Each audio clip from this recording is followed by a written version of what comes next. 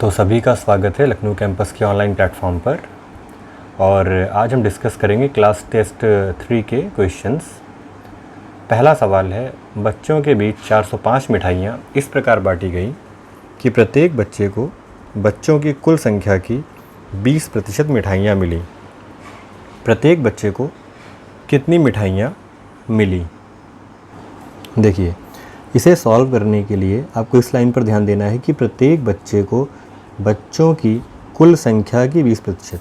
अगर हम बच्चों की संख्या को x मानते हैं तो x का 20% क्या हो जाएगा? x का 20% हो जाएगा x/5। और यहाँ हमें इनको इंटू करना है और ये किसके बराबर है? ये बराबर है 405 के। ये 405 के बराबर है। तो अब क्या होता है? अब होता है x² बराबर कितना हो जाएगा मल्टीप्लाई करने पर? 25। और इधर कितना हो गया? 20। तो जो x की वैल्यू है ये क्या बनती है हमारे पास? 20/25 किसका स्क्वायर है? ये स्क्वायर 45 का। ये किसका स्क्वायर है? ये 45 का स्क्वायर है। ठीक, हमें x की वैल्यू पता चल गई। x की वैल्यू कितनी? 45। आपसे पूछा गया है प्रत्येक बच्चे को कितनी मिठाइयाँ मिली। तो मिठाइयाँ कितनी मिली होंगी? हमें क्या करना होगा? हमें 45 का फिर से 20% निकालना होगा। मतलब 45 को हमें 5 से भाग करना होगा। तो प्रत्येक बच्चे को कितनी मिठाई मिलेगी? प्रत्येक बच्चे को मिलेंगी 9 मिठाइयाँ। तो आपका आंसर कितना हो जाएगा? आपका आंसर हो जाएगा 9। होप कि आपको समझ में आ गया होगा। तो बात करते हैं अगले सवाल की। एक डीवीडी का मूल्य 25% कम कर दिया जाता है, तब बिक्री में 20% की वृद्धि का प्रभाव दिखता है। दुकान की कुल आय पर क्या प्रभाव पड़ेगा? ठीक है, ये आपका अगला सवाल है। तो इसमें देखिए क्या करना होता है। हमने 2 तरीके बताए हैं, दोनों ही आसान है। 25% अगर कमी कहा जा रहा है तो आप सीधे लिख सकते हैं 75 और इसको इंटू कर सकते हैं किससे? 20% की वृद्धि, तो सीधे लिख सकते हैं 120 और डिवाइड कर देंगे आप 100 से। एक तो तरीका आपका ये हो जाता है, 25 से कट गया 3 बार, 25 से कट गया 4 बार और 4 से आप इसको काटते हैं 30 बार। 30 × 3 कितना हो गया? 90। प्रतिशत में मान आया 90%। 100 से कितना कम है? जितना कम उतनी कमी। मतलब इसका आंसर क्या हो जाएगा? 10% की कमी। इसका आंसर होता है 10% की कमी। दूसरा तरीका है XY वाला जो फार्मूला है हम वो यूज़ करते हैं। माइनस का 25 और प्लस का 20 और माइनस का कितना हो जाएगा? 25 × 20 कितना? 500/100। 500/100 ये कैंसिल हो गया। देखो, माइनस का 30 है, प्लस का 20 है। डायरेक्ट आंसर मिलता है माइनस का 10 और माइनस बताता है कि आंसर क्या हो जाएगा? आंसर हो जाएगा 10% की कमी। तो जिन्होंने भी 10% की कमी पर टिक किया है उनका सही है। हालांकि यहाँ पर ऑप्शन आपका जो था इनमें से कोई नहीं, वो आपका आंसर हो जाता है। ठीक है, देखते हैं अब हम लोग अगला सवाल।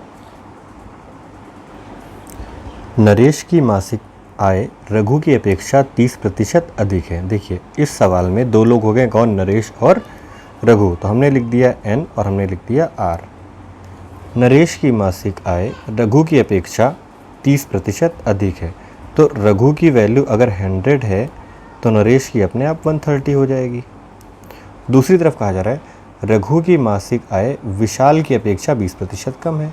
तो एक और सदस्य आ गया अभी, विशाल। और विशाल से रघु की जब तुलना हो रही है तब कहा जा रहा है कि रघु की मासिक आय विशाल की अपेक्षा 20% कम है। तो विशाल को अगर हम 100 करते हैं तो रघु अपने आप कितना हो जाएंगे? ये हो जाएंगे 80। अगर हम रेशियो की बात करते हैं तो ये 0 से 0 यहाँ पर कैंसिल है, इधर 0 से 0 ये कैंसिल हो जाता है। ठीक है, और आप चाहें तो थोड़ा बहुत और कैलकुलेट कर सकते हैं। यहाँ पर आप एक ऐसा नंबर ले लो या फिर आप जो यहाँ पर कॉमन कर दें इनको, जैसे कि 10 और 8 के पहाड़े में ऐसी कौन सी संख्या आती है? ठीक है, जो 10 से भी कटती है और 8 से भी कटती है, तो आराम से समझ में आएगा 40। मतलब अगर ऊपर वाली वैल्यू को आप 4 से मल्टीप्लाई कर देते हो, ऊपर वाली वैल्यू को, ऊपर वाले रेशियो को अगर आप 4 से मल्टीप्लाई कर दो और नीचे वाले रेशियो को अगर आप 5 से मल्टीप्लाई कर दो तो बहुत आराम से ये R आपका कॉमन हो जाएगा। हमें रेशियो बनाना है, R क्या हो जाएगा? कॉमन हो जाएगा। तो एक्चुअल में रेशियो क्या बनेगा? 13 × 4 कितना हो गया? 13 × 4 हो गया 52। ठीक है, यहाँ पर तो आपका 40 हो ही गया और इधर लास्ट में क्या हो गया? 5 × 10। 5 × 10 कितना हो गया? 5 × 10 हो गया 50। आप चाहें तो इसको काट के 13, 20 और 25 कर सकते हैं।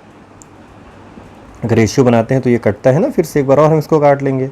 2 से कटेगा तो कितना हो जाएगा 26, सॉरी मैंने 13 कहा था, 2 से कटेगा 26। इधर कितना हो गया भाई, यहाँ पर हो गया आपका 20 और फिर कितना हो गया, फिर हो गया आपका 25। तो ये हमारा रेशियो बनता है 26:20:25 का। अब देखिए कहा जा रहा है कि नरेश और विशाल की मासिक आय के बीच का जो अंतर है वो 800 रुपये है। किसका किसका, नरेश और विशाल। देखिए नरेश और विशाल की बात हो रही है, तो नरेश का कितना है, नरेश का है अपने पास 26 और विशाल का कितना है, विशाल का अपने पास है 25। ठीक है, अब अंतर यहाँ पर देखो कितना, यहाँ पर तो 1 का ही अंतर है और 1 की वैल्यू दे रखी है 800। 1 की वैल्यू कितनी दे रखी है 800। आपसे क्या पूछ रहा है, रघु की मासिक आय क्या है। तो रघु की वैल्यू तो हमने 20 निकाली है ना, तो 20 का मल्टीप्लाई 800 से कर देते हैं। 8 का 2 से गुणा करते हैं कितना होता है, 8 का 2 से गुणा करते हैं होता है 16। और 16 के आगे कितने ज़ीरो हमें लगाने हैं, 16 के आगे हमें 3 ज़ीरो लगाने हैं। तो हमारा आंसर आ जाता है कितना, 16,000। तो जिनका भी 16,000 रुपये आया है बिल्कुल सही है। देखते हैं हम लोग अगला सवाल। एक गांव की कुल जनसंख्या 5,000 है। लड़के और लड़कियों की संख्या में क्रमशः 10% और 15% की वृद्धि कर दी गई, तब उस गांव की जनसंख्या 5,600 हो गई। गांव में पुरुषों की संख्या क्या थी। देखिए इस सवाल को सॉल्व करने का सबसे अच्छा तरीका है एलिगेशन। बहुत अच्छा तरीका है। हमने 10 लिखा और हमने 15 लिखा। देखिए 10 क्या है, 10 तो लड़के हो गए ना, ये बॉयज़ हो गए आपके 10, और जो गर्ल्स हैं वो कितनी है 15, लड़कियां कितनी होगी 15। प्रतिशत की बात हो रही, प्रतिशत है इनके आगे। ठीक है, अब क्या हो रहा है कि अगर हम यहाँ पर देखते हैं तो 5,000 यहाँ है और 5600 यहाँ है। 5600 से 5,000 कितना ज़्यादा है, 600 ज़्यादा है।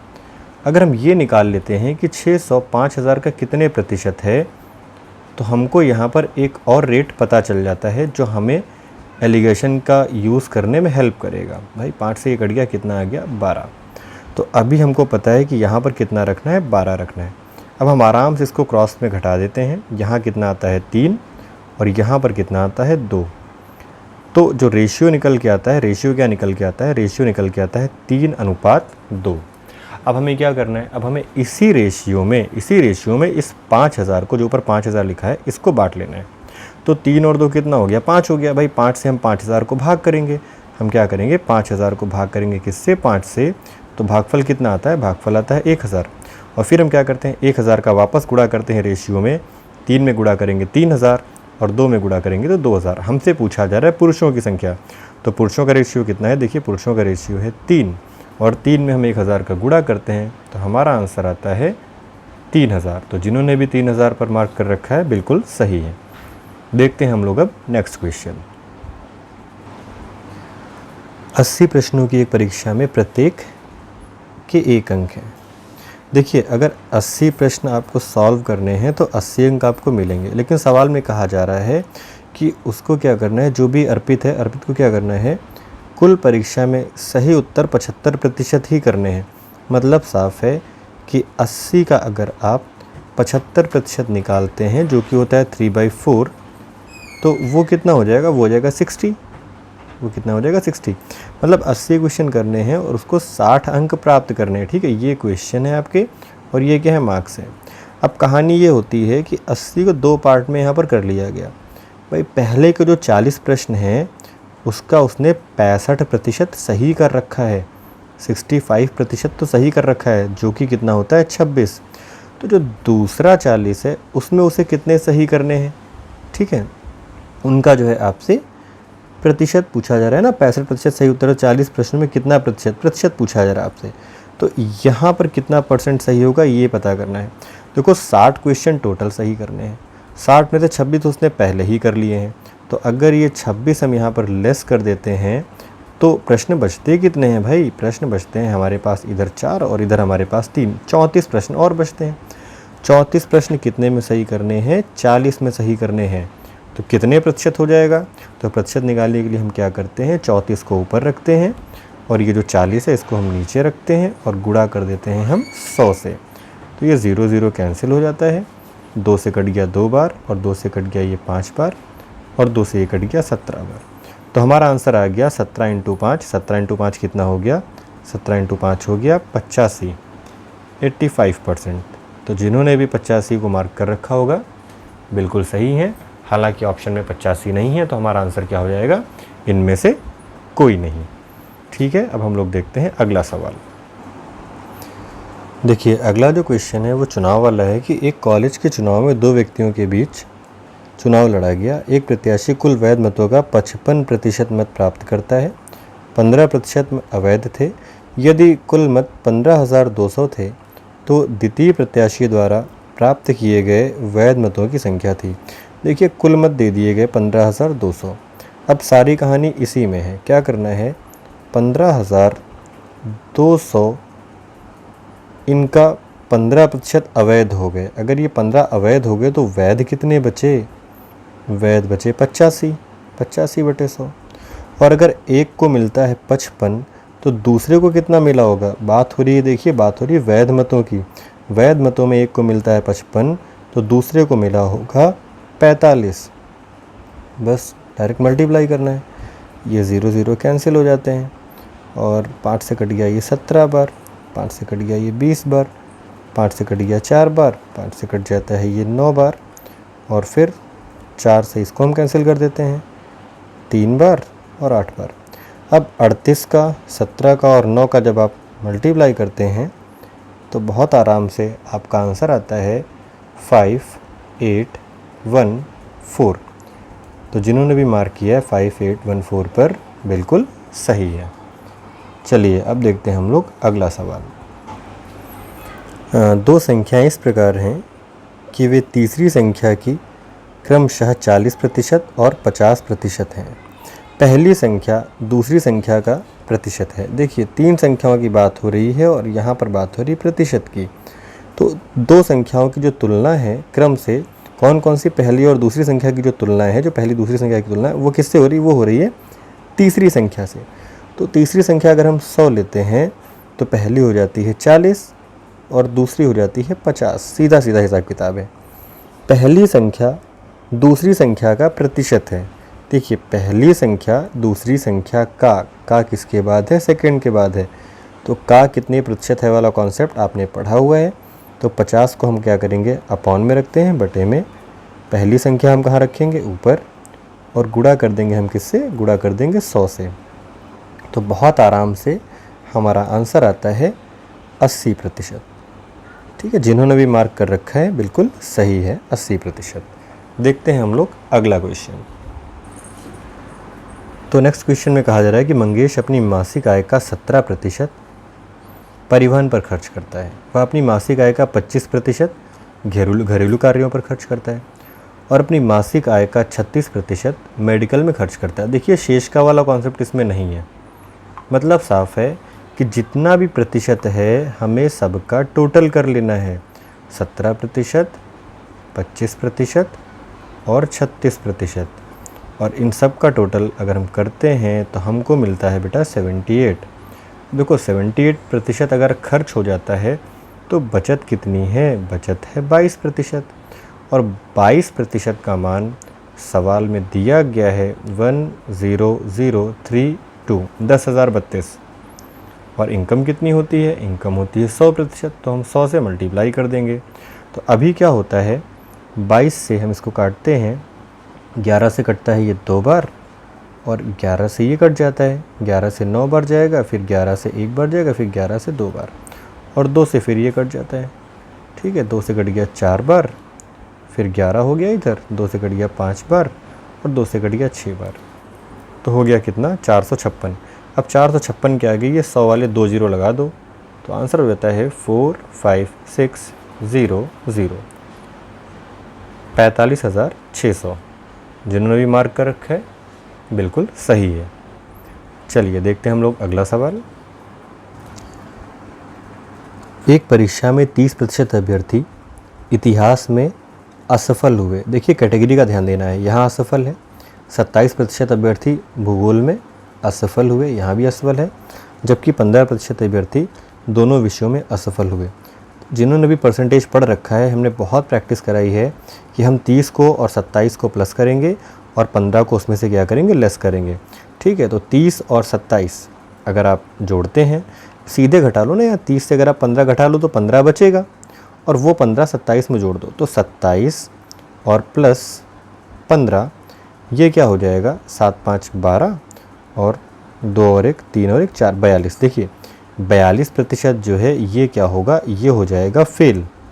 ये क्या हो जाएगा, ये हो जाएगा फेल। असफल चल रहा था ना, ये फेल है। आपसे पास का परसेंटेज पूछा जा रहा है, तो पास का परसेंटेज क्या होगा भाई, 100 में से इस 42 को घटा देंगे, 100 में से 42 घटा देंगे, आंसर आ जाता है 58। तो जिन्होंने भी 58 पर मार्क कर रखा है बिल्कुल सही है। देखते हैं हम लोग नेक्स्ट क्वेश्चन। तो नेक्स्ट क्वेश्चन में देखिए कहा जा रहा है कि एक परीक्षा जिसमें कुल 2500 अंक थे, अब सीरियल चल रहा है। ए बी से 10% कम पा रहा है, बी सी से 25% कम पा रहा है, सी डी से 20% कम पा रहा है। और बहुत अच्छा सा एक शॉर्टकट बता रखा है मैंने आपको इसमें क्लास में। सीधे बताया कि अगर डी के बारे में पूछा जा रहा है तो डी को हम ऐसे ही लिख लेते हैं और इनटू बस क्या करते चले जाना है, ए बी से 10% कम है तो 90/100, फिर बी सी से 25% कम है 75/100, और फिर सी डी से 20% कम है 80/100, और इधर हम रख देते हैं ए के मार्क्स जो कि है 540। कैलकुलेट करने पर हमें डी के मार्क्स मिल जाते हैं। और अगर आप प्रतिशत का पता करना चाहते हैं तो चाहे तो आप यहीं पर इसको 2500 से डिवाइड करें, 1000 से गुणा कर लें, 2500 से डिवाइड करें और 100 से गुणा कर लें। तो ये अगर ए का प्रतिशत इधर हम रखते हैं तो हमें डी का प्रतिशत मिलेगा, और अगर हम ए के मार्क्स रखते हैं तो हमें डी के मार्क्स मिलेंगे। प्रतिशत है तो हम यहीं पर कर लेते हैं, डिवाइड करते हैं 2500 से और मल्टीप्लाई करते हैं 100 से। चलिए सॉल्व करते हैं, देखिए क्या होता है। 0 से 0 कैंसिल हो गए, ठीक है, और इधर इनको भी हम कैंसिल कर देते हैं इस तरह से, ठीक है। 25 से कट जाता है यहाँ पर 3 बार, 25 से कट जाता है यहाँ पर 4 बार। अच्छा 9 को 3 से गुणा करते हैं 27 होता है, और 27 से ये 540 20 बार कट जाता है, ठीक है। अब 4 से हम इस 8 को काट देते हैं 2 बार, और क्या बचता है अपने पास 25 यहाँ पर नीचे। 25 से हम इस 100 को काट देते हैं 4 बार, और 2 से इस 4 को काट देते हैं 2 बार, और 2 का गुणा करते हैं उधर वाले हम 20 से, ठीक है। तो सीधे 20 × 2 हम पहुंच जाते हैं आंसर पर, और आंसर कितना है 40%। केवल कैलकुलेशन है, काटना पीटना है, बस जल्दी से हमको आंसर मिल जाता है। हमने कंडीशन बता रखी है कब हम इधर डी को रखते हैं, कब हम इधर ए को रखते हैं और क्यों रखते हैं। रेशियो से अगर बचना है, थोड़ा जल्दी कर लेना है तो ये अच्छा तरीका है, ठीक है। जिन्होंने भी 40 पर टिक कर रखा है बिल्कुल सही है। तो ये थे आज की क्लास के टेस्ट के क्वेश्चंस। देखते हैं हम कल आगे क्या रहता है, वो कल के लिए डिस्कस किया जाएगा। धन्यवाद।